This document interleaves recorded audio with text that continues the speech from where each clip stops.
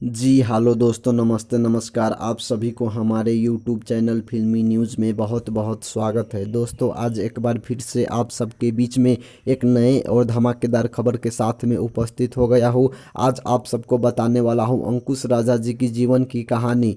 तो आप सबको बता दूं कि अंकुश राजा जी का जन्म हुआ है एक ब्राह्मण फैमिली में, जो कि रोहतास ज़िले में है और सासाराम तेतरी में इनका जन्म हुआ है। और इनकी पिता की बात की जाए तो इनका पिता का नाम है लक्ष्मण दुबे जी, वहीं इनकी माता जी का नाम है कालिनी देवी जी। वहीं बात करते हैं इनकी पढ़ाई लिखाई की, तो इनका पढ़ाई हुआ है एमए पास किया है अंकुश राजा जी ने प्रज्ञा संगीत समिति प्रज्ञा राज से इन्होंने एमए पास किया है। वहीं इनकी गायकी की बात की जाए तो 10 वर्ष की उम्र में ही अपनी गायकी की शुरुआत की कर दी थी अंकुश राजा जी ने। वहीं इनका पहला एल्बम था नमन बा नव दुर्गा के, जो कि 2009 में रिलीज हुआ था। वहीं इनका पहली फिल्म थी मैं तेरा आशिक, जो कि 2019 में रिलीज हुआ और इस फिल्म में अंकुश राजा और पूनम दुबे जी की जोड़ी नज़र आई थी एक साथ। वहीं इनका स्टेज शो की बात की जाए तो